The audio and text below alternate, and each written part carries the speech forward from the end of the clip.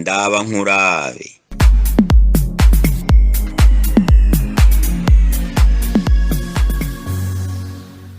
Ndaba nkurabe maze tuvugane ukuri.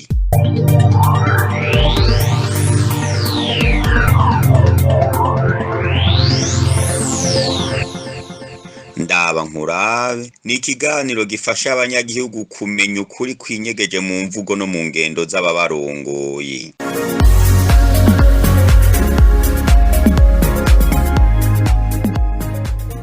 Mugishikirizwa n'incabwenge ziyemeje kwamana ntaryo, zimurikira abanyagihugu kugira ntibagwe mu kaziri bakita kaziba.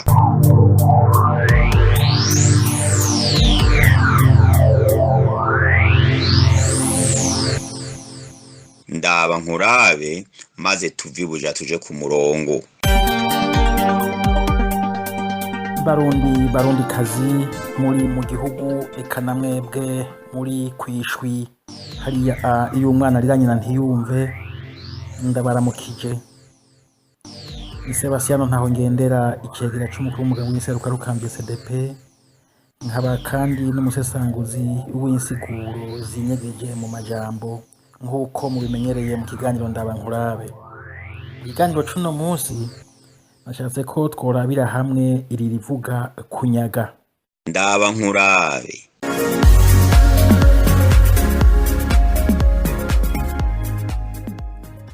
Mpereye rero ku ndangura kintu y'iryo rivuga co no kwita definition mu kinyamazuru.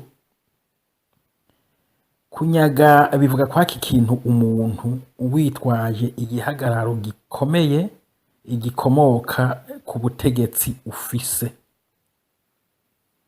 Ugiye kuvyihweza neza rero, burya kunyarwa birasesereza gusumba kwibwa.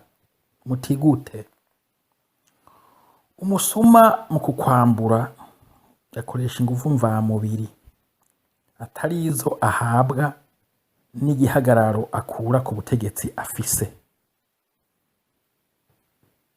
Arashobora yego n'ivyo kandi gukoresha urwenge, akakubira, akaguhwikira, akakurara ku mugono nk'uko babivuga.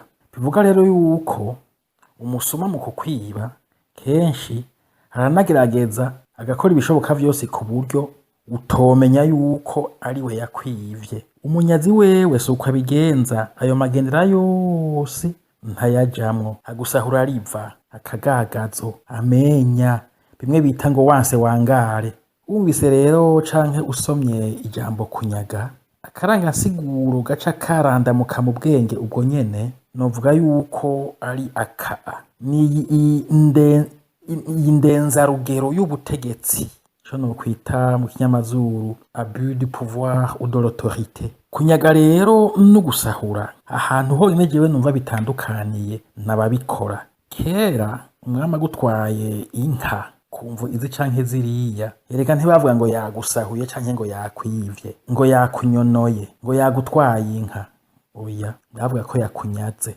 Ariko umuntu asanzwe agutwaye inka bavuga ko yazivye. Uretse gusa yuko n'ibisoma vy'inka hageze igihe bitora ubundi bwenge vyita irindi zina. Abantu banonose ikirundi murazi yuko abasoma b'inka bitwa baronsi, baciye bita baronsi. Umuntu yaronse ikintu atari ico yivye. Bivuga rero yuko burya umuntu wese yakora icaha co kwiba yaragerageza uburyo bwose bushoboka akacambika, akagiha ayandi mazina. Ico caha gikunde kiremuruke, gifatwe nk'uko atari icaha. Muri make ijambo kunyaga ryakoreshwa cane cane ku ntwaro za cami. Ariko mu ntahure neza, kuba ryakoreshwa ku ntwaro za cami ntivuga yuko ico ryasigura cahiranye n'intwaro za cami. Eka ku ntwaro ya Micombero vyaragarutse, na cane cane mu 72. Kunyaga vyaragarutse. Abarundi benshi bamaze kugandagurwa, utwabo twaranyazwe, imfuvyi n'abapfakazi atacaha na kimwe bagirizwa. Amatungo yabo yasizwe na base b'imiryango barazeruka. Amazu, amatongo, imiduga, amakinga, amaradiyo n'ibindi. Amagorwa iryo nyagwa ryasize mu Burundi ni menshi. Umuntu wese afise akenge ubu arabizi, ubu utabibayemwo yaravyumvise. Imyaka irahera iyindi iraza, amasezerano yarusha abaravuze ati abantu bose banyazwe ivyabo bategerezwa kubisubizwa. Jewe rero nihweje amagorwa iryo nyaga ryo mu 2022 ryateye mu miryango mu gihugu, nkihweza inzitane z'ingorane ishigwa mu ngiro ryo gusubiza ibintu bene kunyarwa, inzitizi iryateye. Jewe nihweje ivyo vyose nahora nibaza nti nawe nta murundi iyo subira gukwegera Uburundi akabi nkako. Nivyo nahora nibaza nti nawe atari nk'umuntu yoba afise nk'ikiraka ca shetani, ivyo bintu nta muntu yosubira kubikwegera Uburundi. Nuko jewe navyibaza, kandi si jewe gusa, n'abarundi benshi. Ariko twatamvye umurisho zikiri ku mutwe, twarihuse. Nguyu nyene icubahiro umutegarugori Laurentina Kanyana arinamuye ati abantu bose bashatse gutembagaza ubutegetsi bagiye kunyarwa urukomba amazi, ubo n'abakenyezi babo, ubo n'abana babo. Eka nyene nka 72 kuko ivyo yavuze nico bivuga, kandi yarize amategeko. Ivyo yavuga si ibintu atarazi ingaruka yavyo. Ndibuka akaririmbo abarundi baririmba ku bijanye na Birori ari mu banyonzwe bagirizwa urupfu rwa Rwagasore. Ako karirimbo kavuga ngo icababaje Uburundi kikabushapfuza n'imyaka Birori yamaze buraya. Icababaje Uburundi kikabushavuza ngo ni imyaka Birori yamaze buraya. Yariko aranonosora amashuri. Nanje nti icababaje Uburundi kikabushavuza, ikibabaje Uburundi kikabushavuza muri ino minsi ni imyaka aba bantu bari ku butegetsi bamaze ku rugamba. Uretse ko hanyene icubahiro umushikiranganji Kanyana wewe atawo murenganya, kuko rugamba wewe Murundi agumva ku matwi, ni nabanda mubesheye azombeshuza.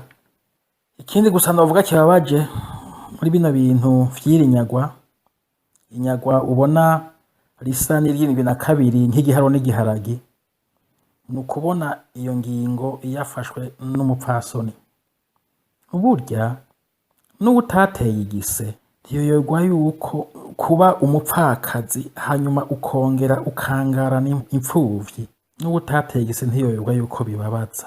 Ikindi ca gatatu kibabaje muri iri nyagwa risa n'irya 72 nukubona uku kuntu abantu banyazwe na leta ya Nkurunziza, harimwo abana b'abanyazwe na leta ya Micombero. Birababaje gutorana itotezwa, kuragwa inyagwa, kugwa wagira ngo uracadananitse ngo uravyutse ngo wikuye ku umwaso uyu ubundi agacaza akaguhwikira, atahubwo gwa bandanyugwa uhereyo upfe nkuko so yapfuye canke sogokuru.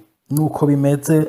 Amajambo abarundi tumenyeye gukoresha amajambo yoroshe ku bintu bigumye, ariko ibindiko ndavuga uwumva vyoroshe nuko kuri ubu yoba afise umutima yisangije. Jewe numva bitoroshe. Bagitangura kwita abantu ngo mujeri, eka nyene kujya ko muri 72 murazi yuko abicwa babita ba mujeri. Jewe nagira ngo iyo ngwano yo gukoporora ingendo y'intwaro mbi zaheze, jewe nagira ngo ni ingwano izohera mu majambo gusa.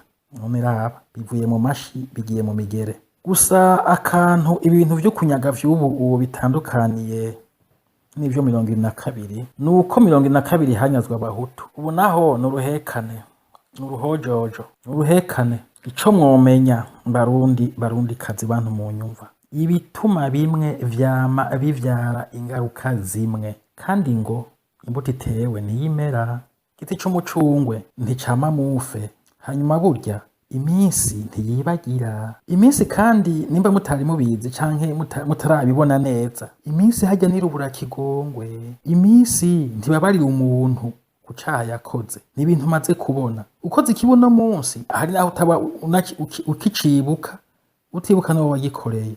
ariko iminsi iracandika ahantu. Rero urwo rwiri abantu bamwe bamwe bameze ku mutima baguma babagarira aho kururandura, iyo nzigo y'inzikira yo gutoteza umuntu n'uruvyaro rwiwe, ivyo bintu vyo kumva ko kugira ngo utware neza ari uko woheza abantu hanze, ivyo bintu vyo kwibaza yuko kugira ngo urambe ku butegetsi ari uko wogwiza abansi mu gihugu no hanze yacu,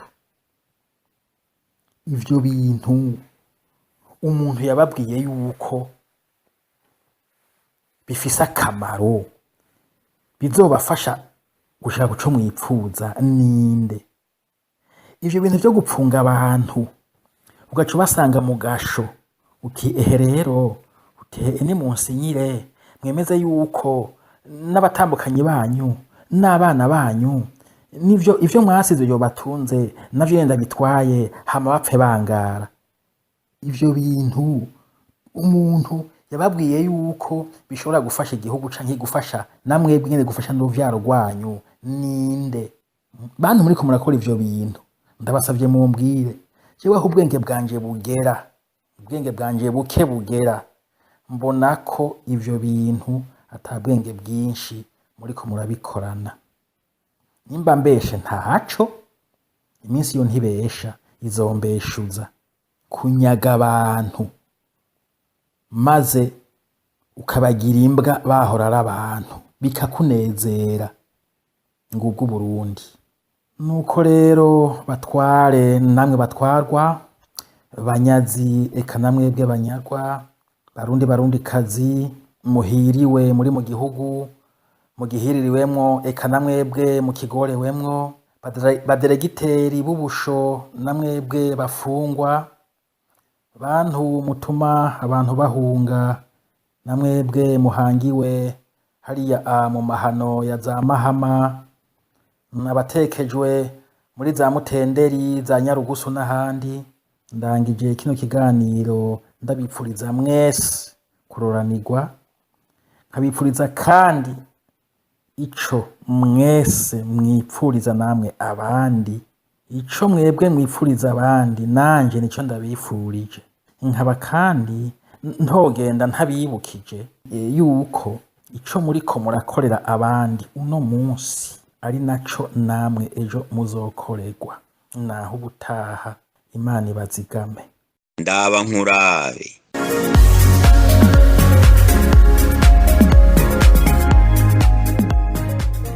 Ndaba nkurabe maze tuvugana ukuri.